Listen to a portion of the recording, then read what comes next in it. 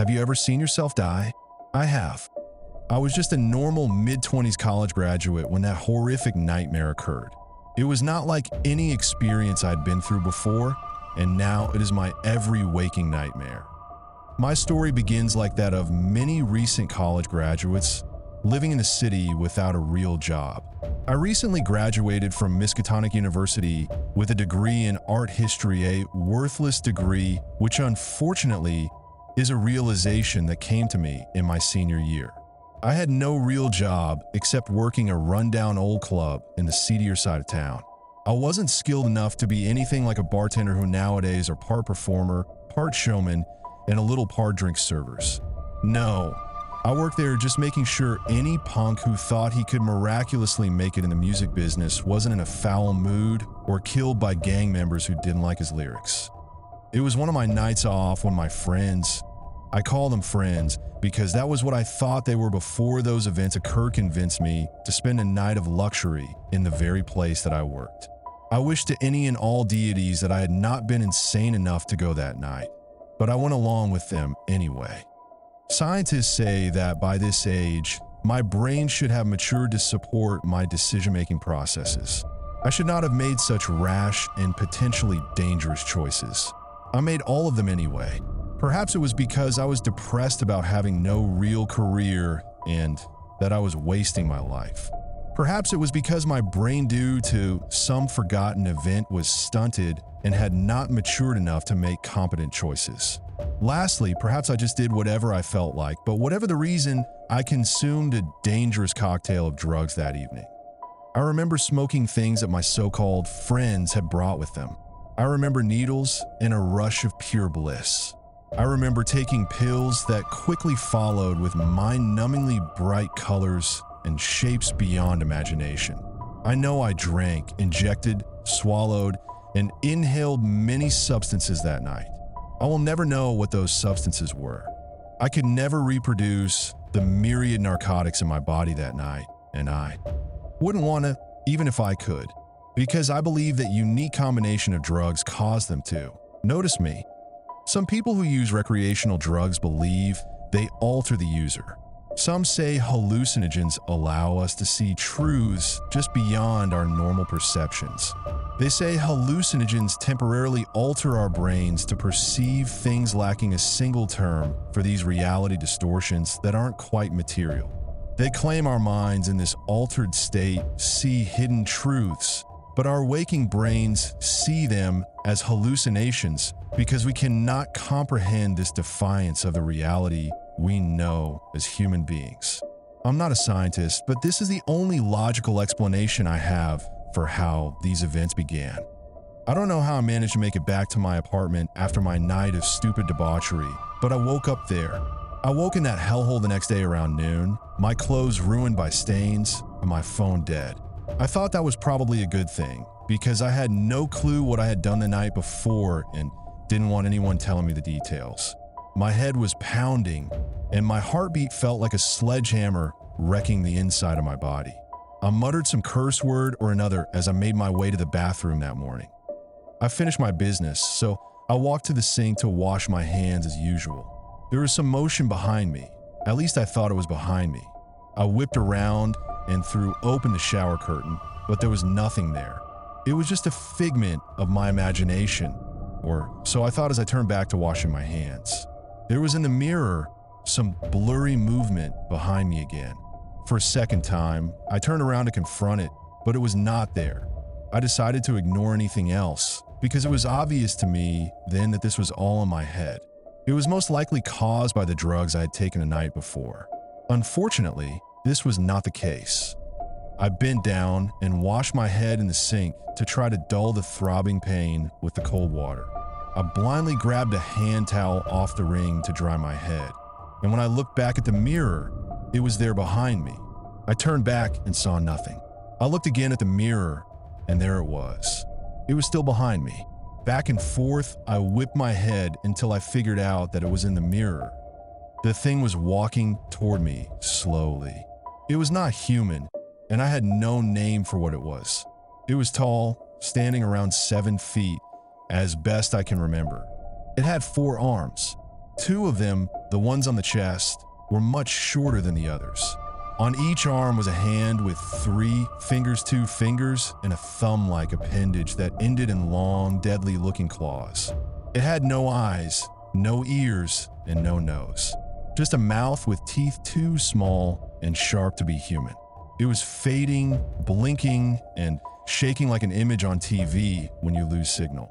It was moving ever closer, but it was not there behind me. It existed only in the mirror. It was looming over me. I swear I could feel its breath on my neck, even though I knew it existed only in my mirror reflection. I watched as it placed a clawed hand on my shoulder, and I found myself in the real world unable to move. I saw its other long arm appear, my eyes wide in horror. My breath was taken away, and with a quick motion, I watched my throat slit. I tried to look away, but my eyes were drawn to the horror that nobody should face. I felt my body being pulled forward as if I were going to collapse. Though I fought it, I still slipped down toward the sink. I felt myself unable to breathe, and just as I thought I was going to die, the nightmare grew worse. I felt myself pulled back up to a standing position and saw the monster pulling me with its 2 long arms. It held me there, suspended, as I felt my body being pushed. I watched my body in the reflection bulge. The 2 smaller arms pierced through my body. Then the monstrous creature began to fold itself into my mirrored body. Piece by piece, it impossibly fit itself inside me, until at last it folded its large, insect-like arms inside. My body in the image convulsed. I was compelled to follow its movements until I collapsed to the floor. I felt as if the grip on me had been released. I could breathe freely again and move without resistance. Unable to shake the image, my stomach heaved its contents all over the ground, terrified by the horrors I had just witnessed. When I could stand, I grabbed the edge of the sink to pull myself up. It took much longer than normal because of my trembling legs and weak knees. But when I did, I gathered enough courage to look in the mirror and saw nothing out of the ordinary. My reflection was normal. There was nothing behind me, no slit throat, and nothing forcing my body to move against my will. At least for a moment, then I felt my hand begin to move. I looked down and watched as it reached toward the mirror. I tried to will it to stop moving, but it was no longer mine. I looked at my reflection in the mirror, and it looked back at me, slightly out of sync. It snarled in anger at me, and I felt my mouth move according to its command. I began to fight it with all my strength, fighting every movement it tried to command. I grabbed my wrist, pulling with all my weight as if in a tug-of-war match. Finally, I thought I had an edge on this monster pulling me, but then I felt my foot slip in the vomit. Too late, I realized I was sliding toward the mirror. In desperation, I flung myself headfirst into the mirror, compelling my evil reflection to move with me. I crashed into the mirror, collapsed onto the sink, and fell unconscious. I awoke around 6 in the evening, groggy and sore from flinging myself into the mirror. I could barely tell approximately what time it was by the amount of light in the room. The mirror, the horror of it came crashing back into my mind with a speed like that of a bullet train.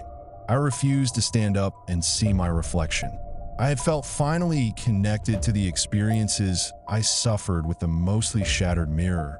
Ignoring the grossness of my vomit, the myriad broken glass pieces, and puddles of my own blood, I forced myself to crawl into my dimly lit, shabby living room. I finally got what my mind needed, to reset itself. Unfortunately, it chose a panic attack to do so. For those who have never experienced a true panic attack, it was truly terrifying. My breathing became shallow, and I felt like I couldn't get enough air. As this happened, my mind was flooded with thoughts. My thoughts were a mess, with only a few words standing out clearly. The rest were faint whispers. Eventually, I regained control of my mind and sat up. I decided that everything I'd seen was just a nightmare from the drugs. Looking down, I saw the mess of my clothes. I was covered in vomit, my clothes were torn, and when I touched my head, my hand came away sticky with blood. I knew I had to clean myself up and then clean the bathroom. Though I was convinced it was all a hallucination, I was still nervous about entering the bathroom. I slowly crept toward the bathroom door, then suddenly rushed into the now ruined room.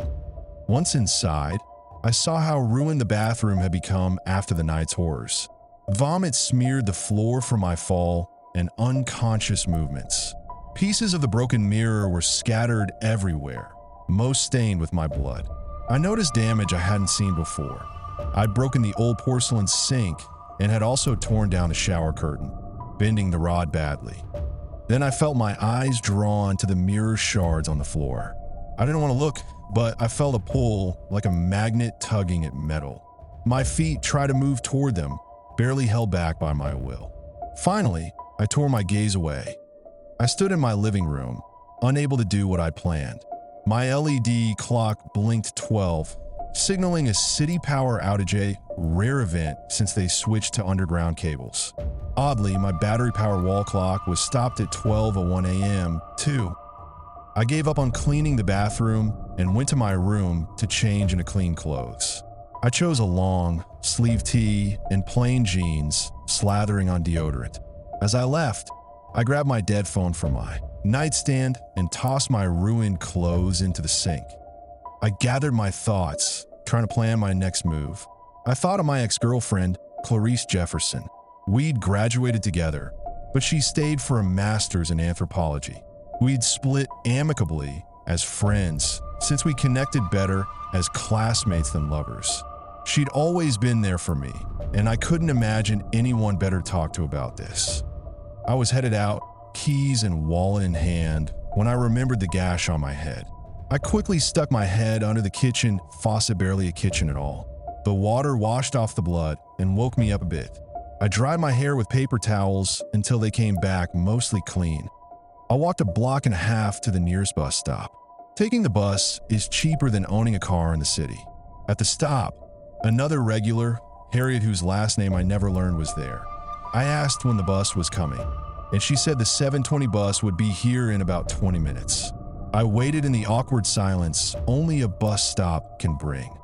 The bus was a few minutes late, but it felt like forever. I got on, swiped my pass, and took a seat near the back, away from the driver. My mind was still reeling from the trauma, making me suspicious of every move the other passengers made. I knew the route by heart. 2 stops, then I'd get off at the 3rd and walk a couple of blocks to Clarice's apartment near campus. As I stared out the window, letting my mind drift, I felt strange, like time was slowing. My body felt stuck like in a dream. I felt lighter, as if gravity had the world outside changed. Buildings looked ghostly, stretched, twisting into impossible shapes. The landscape turned alien, shifting and fluid, barely real. Then I heard voices calling to me. I call them thoughts, but that's not quite right for what I heard. They were like sounds, but more echoing in my head. If I had to explain, I'd say I felt their meaning in my body. The voices were sharp, high-pitched, unlike anything human. The parts one felt, I understood. It wasn't one voice, but many, calling as one in a terrible language. One voice, deeper and louder, stood out. They spoke of things I couldn't fully understand: vast universes, a time when all were one, called the First. When they spoke of the First, their God, I assumed that deep voice said I alone, apart from the others. They went on, a single awful voice, telling of a chaotic void before the universe had formed. They spoke of the first pain, but then a hand touched my shoulder. I thanked God for that stranger's touch. It broke the voice's hold on me. My mind snapped back, and the world became normal again. I was shocked to find myself standing in the bus aisle, hand reaching for the rearview mirror, pulled by some force. In a mirror, I saw a man asking if I was okay, but I couldn't speak, like my reflection wouldn't let me. My eyes widened, but my face grinned, predatory, against my will. Luck was with me when the bus stopped, the jolt knocking me down, breaking the spell. I scrambled off into the cool fall night. It had started raining, and something dripped down my neck. Thinking it was rain, I wiped it, but my hand was red. My ear was bleeding, and suddenly nausea hit. I vomited on the sidewalk. I cleaned up and barely walked the remaining blocks to Clarice's apartment. Sounds were muffled. I couldn't hear right. The world was a blur, but I knew I had to reach her. I stumbled to her door, knocked weakly, and saw her appear, worried, mouthing Peyton as I collapsed into unconsciousness at her feet. Normally, when one collapses, at least in my experience, it's a dreamless sleep, leaving you unrest. This time, only the latter was true, as my unconscious sleep was filled with terrible visions of that alien landscape. Again, I floated through that ever-shifting landscape, almost metaphysical, as if shaped by an ever-changing mind. Drifting through this vast, formless world, I gained enough control over my astral form to look toward what I thought was the sky, but it wasn't. It was as if I were floating over semi-solid land in an airless nebula. There was no sign of an atmosphere, no stars or sun, yet the nebula glowed with countless colors in all directions. I could only wonder what sustained this place I hovered over. High-pitched echoes, like voices, washed over me at once. I felt them, for that was how I understood their words, revealing terrible things. They spoke of their desire to reduce matter to a simpler state, like the ever-changing landscape around me. They spoke of worshiping the first, a formless and all-present being. In their horrible, inhuman language, they told of terrible truths and human disciples. I couldn't believe there were worshippers of these creatures and refused to accept it. If these foul voices belonged to the same horror I saw in the mirror, these creatures were nightmares made real. Only the most depraved human could conceive of worshiping such horrors. I wish their words had stopped, for their truly horrific plans for the world were still to come. These deranged humans, only the maddest would worship such a terrible existence, worshipped the first, whose chants were not mere empty words, but served a terrible purpose. Their words conjured images of lines that ran across the earth, which I recognized as the much-theorized ley lines, created by the first human worshippers. I heard them singing praises to the first. His voice was now silent among the unseen throng. They sang of his revenge on the universe, of the first's all-encompassing form devouring the material plane, leaving only those who truly loved his formless beauty. The terrible songs sang of how those who truly loved him would dedicate themselves to his purpose, creating a more perfect universe in his design, according to his will. The voices rose in pitch, repeating their words at an ever faster rate, until finally reaching a cacophonous crescendo, followed by silence. Then his voice, rang out, saying, "Let it be." I now understood the truth of the plane I was inside, for this was the incorporeal form of the terrible being they called the First. All I saw in this place was him. The voices cried out again, "Let us, the second, create all things in the first image. Let all things be him." I felt myself drawn by their charisma and the strength of their words. Like a whirlpool, I was sucked into their beliefs. I understood then how, over eons, so many had been swayed to worship the terror of the first. I fought with my consciousness as best I could, but their pull was stronger than my will. If there's a holy deity or deities in the universe, it was only by their will that Clarice woke me just as I was about to give in to their call. Her gentle jostling of my body was enough to snap me out of my trance-like nightmare. I could tell by the light in the room that it was morning. Another chunk of time stolen from me by these strange events. I knew, even then, that this wouldn't be the last such experience. "Hey, Peyton, you really need to wake up. You're severely dehydrated." Her face showed worry. I didn't like seeing that expression marring her beautiful face from her rich Jamaican heritage. I did as she asked and got up. I was weak. Clarice was right, as always. I couldn't recall when I'd drunk anything. "I need your help. I told her bluntly after guzzling my third glass of water. I can tell, especially after you're collapsing in my doorway, she said, arms crossed, sitting across from me on her sofa. Her apartment was far better than the eyesore that was my home. You scare me half to death, looking so pale and feeling so cold. But first explain this. Clarice showed me a picture on her phone. It was I lying on the bed, but on the sheet beside me was a hieroglyph. Complex, swirling, and symmetrical, it began at 4 points, forming various angles, ultimately resembling a horrible-looking eye. Just seeing it filled me with unease. I looked at my hand, and sure enough, my right index finger was freshly bandaged. "How do you know this hieroglyph?" she asked, glaring, all worry gone from her eyes. "I don't know. I've never seen it before." I hoped she believed me, as I had no idea. This worried me deeply. I'd never sleepwalked or done anything similar. That I'd started sleepwalking must be related to everything happening. Recalling my trance-like bus experience, I hurried to the spare bedroom where she had carried me. There was on the wall before the bed, the only connection, a large mirror that provided a full view of anyone sleeping there. I yanked off my shoe, preparing to throw it at the mirror when Clarice grabbed my arm. "You don't understand. That mirror is the cause of all this. It's how everything keeps happening." I yelled, my voice turning manic. "Peyton, calm down. Just tell me what's happening," she said soothingly. "Come back to the living room. You can explain there." I followed her back. "I need you to know one thing before I start. Everything I'm telling you is real. No matter how crazy it sounds, it's completely true." I told her about the night at the club and waking the next day. I described the horrifying mirror experience. Then I recounted my trip here, stressing the bus's mirror. I omitted the visions, fearing even her open mind. An increasingly rare thing in anthropology would doubt my sanity with tales of an alternate plane. After I finished, a long silence followed.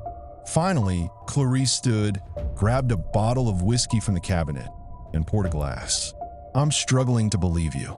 Normally, I'd say you had spectrophobia or schizophrenia, but you've never shown those signs. You're so scientific, which is odd for an art major, by the way. You're even an atheist." She took a swig of whiskey. "That doesn't mean I believe you, but there's something I can't explain though, that hieroglyph. How does that prove my sanity? I think it would do the opposite, because the public hasn't seen this symbol. It's a high-level academic secret. I don't understand. Why is it a secret? What does it mean?" I asked with a confused expression. I hadn't expected this. All I sought was her comfort. "Actualenses?" That hadn't crossed my mind. Clarice poured another glass of whiskey, less concerned with portion size. "That's just it, we haven't a clue what it means," she said after a long swig. "You know, my specialty is linguistic anthropology, focusing on Native American languages." I nodded, knowing this. "Well, recently, there's been excavation of ancient Native American mounds. A month ago, Dr. Thomas, the lead archaeologist, called me. Though I'm still a doctoral student, I'm known for a paper proposing a possible connection between ancient Native American and Mesopotamian languages. He knew my thesis focused on the language and culture of the mound builders. He said they found a hieroglyph unlike any other at the site, then showed me the symbol we've taken to calling the evil eye. The symbol was so curious and so obviously not belonging to the civilization that I suspected Dr. Thomas was a victim of academic fraud. I showed it to my professor, hoping she could guide me.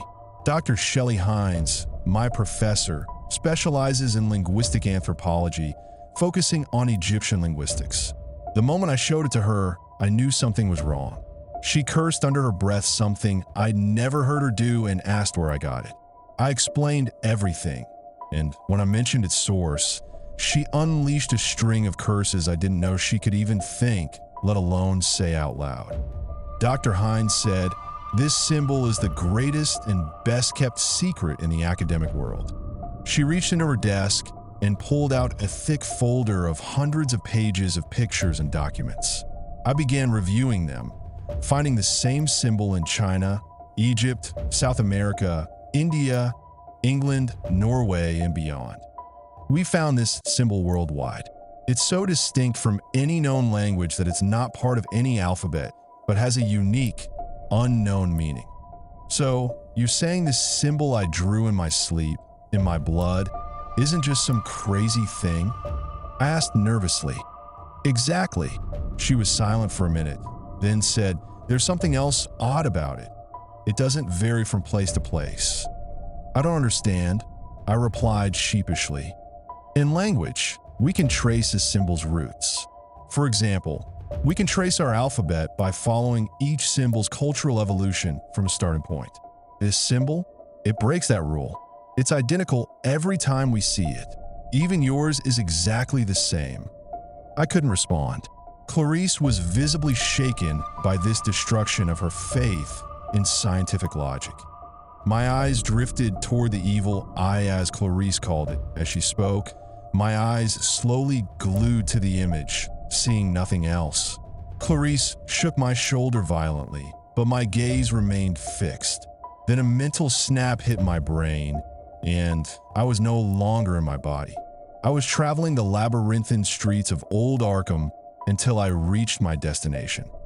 I stood before a walled-off courtyard surrounding an old Victorian-style church. It was covered in dead vines, its once red brick wall crumbling with age. The wrought iron gate had fallen aside, and I stepped through to a churchyard choked with dead grass and weeds. My eyes drifted to the church, painted black long ago and abandoned. Its windows, coated in layers of black, seemed to block all light. Driven by curiosity, I walked toward the front steps, toward the open black maw of the entryway. Glancing to my left, I saw on the ground a barely legible sign reading First Methodist Church of Arkham. I returned to my body, feeling a pull like a magnet toward what I assumed was the old church on the hill. I knew I couldn't resist long. This is going to sound crazy, but I know where I have to go. I understand if you don't want to. She looked at me. Stared at me is probably more accurate. Something about my facial expression or posture must have told her that I had experienced a waking vision. There was a sigh, and then Clarice said, "Shut up, Peyton, let's go." We drove to Old Arkham, a relic surrounded by the modern city's gleaming skyscrapers and bustling commerce. Over the years, residents had abandoned the old town's charm for modern conveniences, leaving behind only a few trust fund couples seeking to renovate historic homes, weary wanderers hiding from the world, and stubborn families unwilling to adapt. Even Miskatonic University, my alma mater, had relocated to the new city, leaving Old Arkham a shadow of its former self. The car's confined space overwhelmed my mirror-induced paranoia. After reaching a point I deemed close enough to walk, I insisted we park. Clarice resisted at first, but relented when she spotted a nearby restaurant. We parked and entered Abdul's diner by mid-afternoon. A heavy, rainless sky loomed overhead, casting a foreboding pallor over the town. The diner, likely opened in the 1950s, showed signs of neglect, its faded decor mirroring the weary patrons within. The customers sat in eerie silence, their shoulders slumped, eyes vacant, as if entranced. A soulless place, if ever I saw one. We settled at a table, enveloped by an awkward silence, unbroken by music or conversation. When the waiter approached, his forced smile seemed robotic, almost sinister, as if his face were a mask concealing something darker. We ordered in hushed whispers and endured the patron stares until our food arrived. The meal was as bland as the atmosphere, and we ate quickly, paid, and left. Walking toward the church on the hill felt easier with each step, as if the compulsion guiding me strengthened in that direction. Every move away from it was a struggle. As we walked, the sky darkened, and the old buildings seemed to loom, threatening to collapse and bury us in their ruins. The sparse population dwindled further the closer we got to our destination. Eventually, we encountered an elderly man whose lined face still held a spark of life. unlike the town's oppressive gloom. Clarice, ever the curious scientist, struck up a conversation. He was eager to talk until we mentioned the church on the hill. His eyes widened, and his feet twitched as if to flee, but something made him stay. With trembling hands, he offered to share what he knew if we gave him money for a decent drink. We handed him some cash, which he pocketed slowly. "Not here," he whispered. Too many of them lurking, listening. "Follow me." The magnetic pull toward the church made following him difficult, but I managed to trail him to a dilapidated apartment building a block away. A crude, cross-like symbol was carved into the door. "They don't like these symbols," he said. "Keeps their eyes and ears out of my life." Inside, every wooden wall bore carved holy symbols. The Star of David, an ankh, a Wiccan sun and pentagram, and others so ancient their meanings were lost to time. The sheer madness of the place felt wrong, as if it repelled my very presence. "I recognize some of these," Clarice said, careful not to judge. "Inca symbols, Paleo-Indian ones, but why would they fear these? And who are they?" "Name's Hob." "Not that you asked," the man replied. "At least it was before they got nearly everyone here." Seeing our looks of confusion, he continued, "I ain't just some loony. Believe me or not, I've lived here my whole life, and I'm not making this up." "You have our attention," I said, sitting on a dusty couch and gesturing for Clarice to join me. "It started before I was born," Ha began. "My father said those living near the old Methodist church on Hangman's Hill were cursed, called themselves disciples. As a kid, I thought they were just odd. Plenty of folks around here were. But something about them was wrong. Their eyes looked dead, their movements unnatural, like their bodies didn't fit him right. They didn't worship like us, gathering on pagan days, chanting in some unearthly tongue so loud it kept us all awake. As I got older, people started disappearing. 1 or 2 a year at first, easy to explain away. But soon, there were as many missing posters as there were folks left in Old Arkham. That's when things got bad. Hob grabbed a half-empty whiskey bottle with a shaking hand and took a long swig. The few of us left started acting strange, not themselves. More joined the disciples. One saw when I followed, wished to the heavens I hadn't. They marched by torchlight. All lights in town shut off supposedly for some kind of maintenance that happened every time they marched. Hooded, they chanted in that wrong language, move in toward Hangman's Hill. By midnight, they reached the Methodist church, whose walls are painted black as coal, windows sealed with layers of black paint. They filed in, bowing at the entrance. Hob sighed, letting the empty bottle fall and shatter on the floor. I crept to the open door. Inside, they packed the mirrored room tight, torches on the walls. They stood round a stone altar in the center. They laid my friend, Missy Peterson, on it. Their chanting grew louder, faster, and that symbol the evil eye glowed. Their words blurred into a buzz, and a tendril, thick as a man's arm, burst from the altar. His voice cracked, and he buried his face in his hands. It wasn't real like glass, but it moved. It pierced her chest. She screamed as it lifted her, then dragged her into the altar. Something blurred out, and 4 people kneeling nearby shook violently. A voice, deep as the sea, roared in my head. "Embrace the second. I shall come. All shall be the first." "Wait," Clarice interjected. "How do you know about that symbol? How do you know it's called that?" Hob took a second, going from angry at being interrupted to looking quizzical. "You know, miss, don't really know. I don't think I ever heard any else call it anything else. The name just seemed to fit it, like the evil I called itself that. Now stop interrupting me. I'm almost done, then you can get the hell out." After seeing my dear friend die, I ran faster than ever, never looking back, like a damn coward.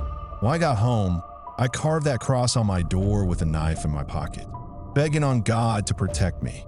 They came that night. They stood screeching at the symbol on my door like animals fighting for territory, but by sunrise they were gone.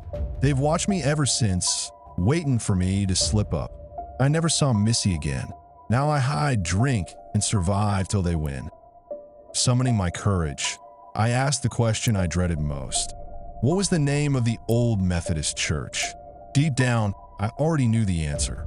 Perhaps it was my growing dread or something more sinister, but when Hob, his voice steady despite the whiskey, confirmed it was the First Methodist Church, I felt no surprise. The pull toward the church intensified, like a child tugging insistently at my sleeve. Resignation settled over me, and Clarice's expression mirrored my own. We knew our only choice was to go to the one place we knew we shouldn't. We rose to leave in grim silence. Hob, half-dazed by alcohol, pressed a rosary into my hand with a slurred warning. They don't know which gods are real or fake. Don't take this off. Ever. I clasped the rosary, patted his shoulder, and left him to his drunken sorrow. We stepped onto old Arkham's cracked sidewalks, the tall, narrow buildings looming oppressively overhead. The lights were out. The stars and moon provided enough light for us to walk. My compulsion guided us through twisting alleys with ease, the ground rising beneath our feet as we neared the church. Our silence was not awkward, but resolute, each step driven by a shared determination to end this nightmare. I could only guess Clarice's thoughts. Perhaps she envisioned uncovering the secret of the evil eye, the greatest archaeological discovery of our time. But these are reflections born of hindsight, not certainty. Maybe it was even more personal than that. Maybe she was doing this in hope of saving me somehow. I wish I knew. We reached the brick wall encircling the First Methodist Church's courtyard and graveyard. Gripping Clarice's hand tightly, I clutched the rosary until it bit into my skin. We paused at the collapsed wrought iron gate, steeling ourselves.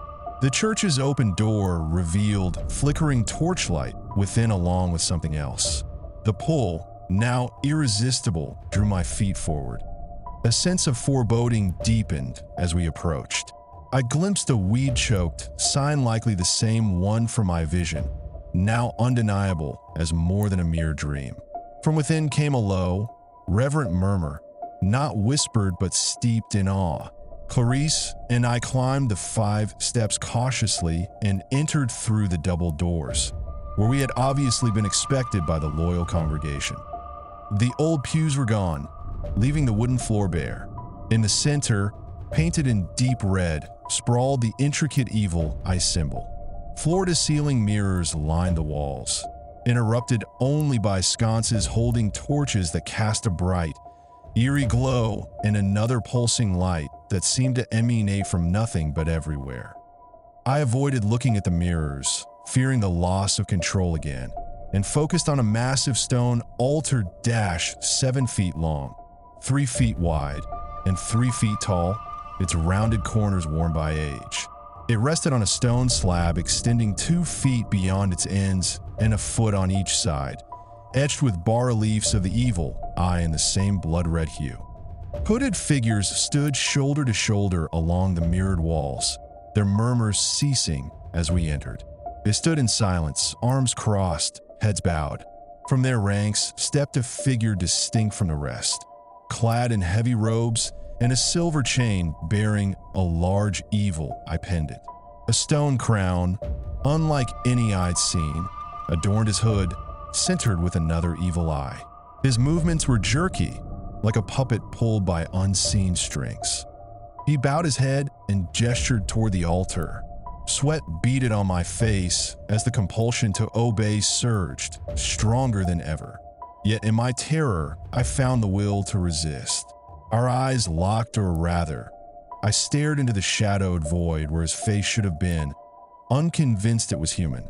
He gestured again, his motions erratic, and the hooded figures resumed their chant in a guttural, otherworldly tongue filled with harsh consonants and rare vowels, the language of the second from my vision. Their words transported me back to that flowing, alien landscape, its eternal hymns to the first. My lips moved, mouthing their chant, praising the first. My feet shuffled toward the altar, ready to embrace my fate, when Clarice's hand yanked me back. "Snap out of it, Peyton.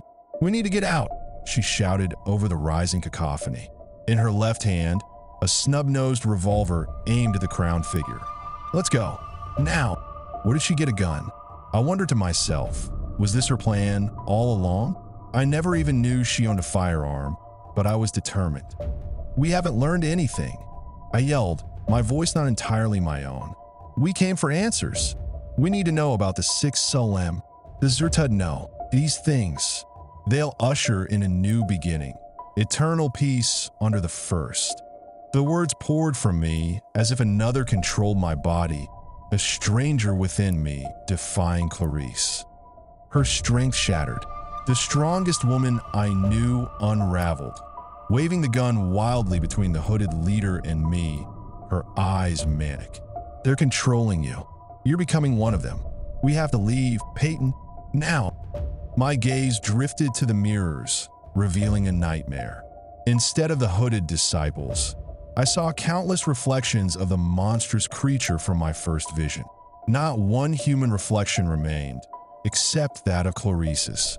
Her eyes, fixed on the mirrors, saw the same horrors as I did. Then, slowly, she turned to me, her voice breaking. "Peyton, why can't I see you in the mirrors?" The world trembled beneath me. I sank to my knees, glancing at the mirror to confirm the truth. I, too, was among the monstrous throng. Silently, I pleaded with Clarice, hoping she could save me. Her revolver leveled at my chest.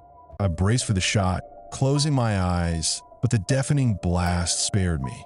The high priest had seized her wrist, twisting it until it snapped. Clarice screamed. She started to collapse, but he held her broken wrist, dragging her toward the altar. She clawed at the floor, her fingernails tearing, as the priest struck her throat, silencing her. The disciples chanted, "Sneeze min me," as he stripped her and laid her choking body on the altar. Raising his arms, he silenced the chant and bellowed, "Tir Urtix. He will awaken." The words echoed fanatically. Then, "Orgul extum sun at so. Taste our sacrifice." My body, no longer weeping, shouted with them. As the altar's symbols glowed with sickly colors, the priest roared, "Ammo and I summer. Let all be him." I stood, my tears dried, and echoed the cry, my gaze steady on the altar. A tendril that seemed to be equal parts ethereal and material erupted from the ancient stone slab, lifting Clarice's struggling body. Then more, and more of them appeared. She reached for me, helpless, as one final tendril pierced her chest with a visceral sound, like that of an overripe fruit being crushed underneath and the snapping of thick bones. The tendrils collapsed inwards over her now lifeless, scared, yet judging eyes and pulled her down into oblivion to be with the first. Something snapped inside of me.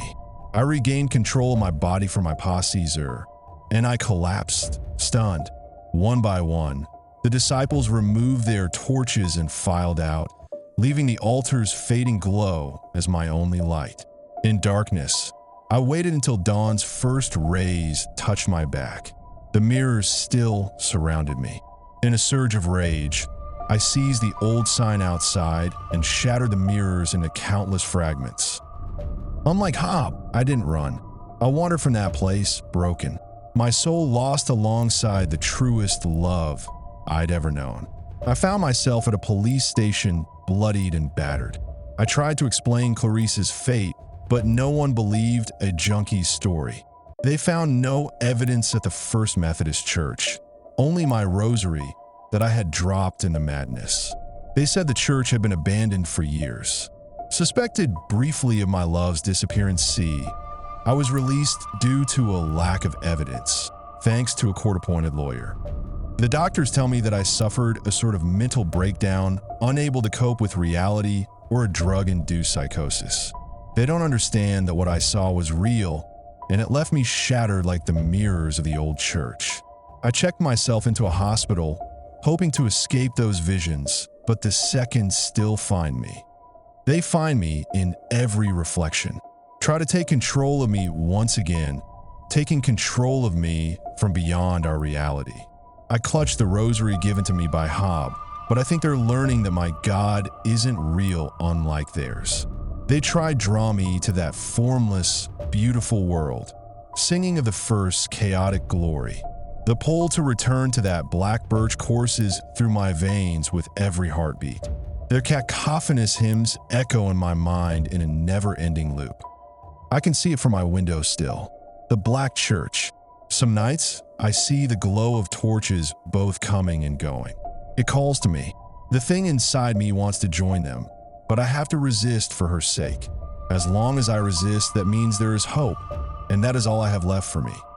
As I'm writing this, the second inside my body has started singing. I know that sings with the others in the church. I am tired, so tired. One day, I will lose this fight and join the ever-growing congregation. I will be with my God. I will be with the first. For now, I play the role of Sisyphus and push my boulder out of spite. If you find this story and I am gone, you know where to find me. I will be there with the crowd. Please, please kill me. Burn that place to the ground. Destroy the altar. It's my only hope now. You're my only hope for release. Have you ever seen yourself die? For all of our sake, I hope not.